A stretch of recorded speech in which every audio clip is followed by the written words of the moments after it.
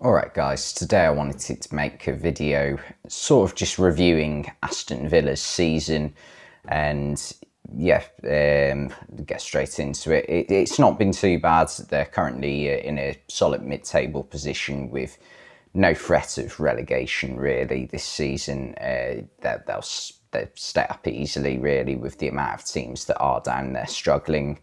They actually had a fairly poor start to the season under Steven Gerrard, but since Unai Emery came in, he has really turned it round for the club, and that's the truth of it really. The form since he's come in at the start of November has been largely positive. I think there was a 3-game losing run a couple months back, but other than that, it's been really good, and they've been playing some good football as well. So it's definitely been a big upturn in form since Emery came to the club. The best starting 11 I think Aston Villa have is, when everyone's fit, is Emiliano Martinez in goal. I mean, just look at what he did for Argentina at the World Cup. No decision to be made there. A back four of Matty Cash, a very consistent performer. Diego Carlos, who I'm going off his form for Sevilla last season. Obviously, we hadn't seen much of him for Aston Villa yet, as he got injured in only his 2nd game for the club. But I think once he returns fit, he will definitely slot straight into that starting 11 for Villa, alongside Tyrone Mings and Alex Moreno, who, since he's come to Aston Villa in January, I've been really impressed by him. I think he's done really well to sort of dislodge Lucas Digne's left-back spot away from him and take it for himself. And then in holding midfield, this was a tough decision, to be honest. And I've gone with, well, Douglas Luiz was always going to be in the starting 11. But the tough decision for me was leaving John McGinn out. And the reason for that is I genuinely think that John McGinn is much better in a further advanced role. So I've put Boubacar Kamara alongside Douglas Luiz, who I think's had an alright first season in the Premier League. It's always going to be difficult moving from Ligue 1. It's a completely different league in terms of style of football. So yes, it was never going to be easy for him. And then further on, behind Ollie Watkins up front, I've put Buendia, Jacob Ramsey and Leon Bailey. And I've left McGinn out because I just think Ramsey offers you a bit more in terms of goal threat. Now that could be a little bit of bias towards the numbers that Ramsey's put up this season, whereas McGinn has played a deeper role. And I do think McGinn is a much better player when he is played further forward like he is for Scotland. So yeah, I think maybe McGinn's a bit unfortunate to miss out. Not that he'll care on missing out on my starting 11 because it doesn't mean a lot. It's just a bit of fun. But yeah, moving on to manager Unai Emery. I've already mentioned him a little bit. Definitely done a brilliant job so far as manager of Aston Villa. And I've made a video a bit earlier today about managers getting under a bit of it is too much pressure put on managers, and I think if Aston Villa's turn does take if Aston Villa's form does take a bit of a turn for the worse, I don't think instantly fingers should be pointing at Unai Emery, because he's done a superb job so far to take them away from that relegation zone.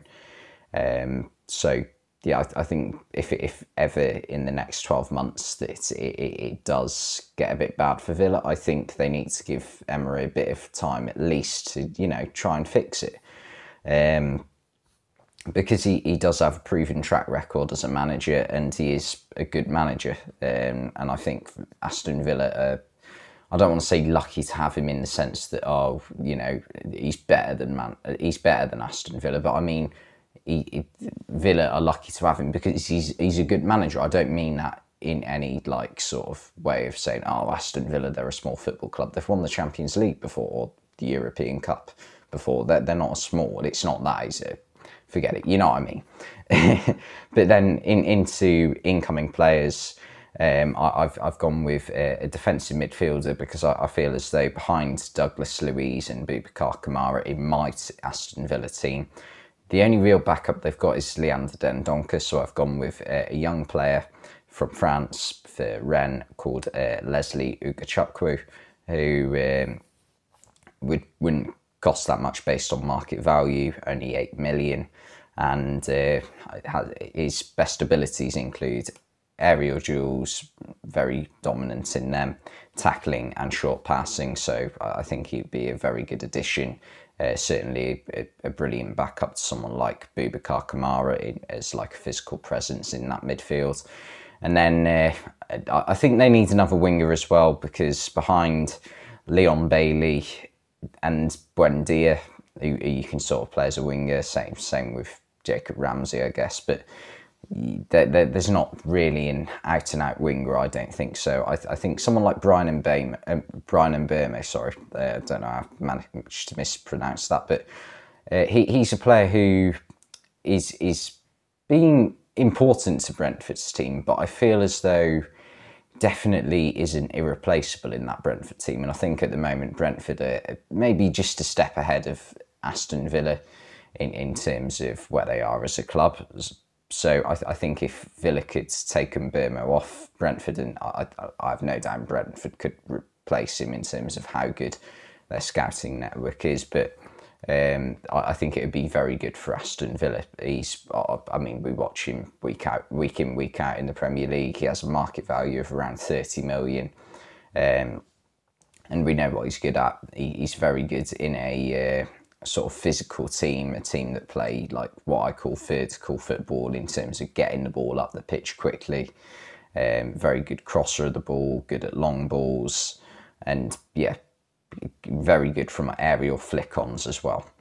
And then the final player I've gone with is a young striker called El Bilal Toure.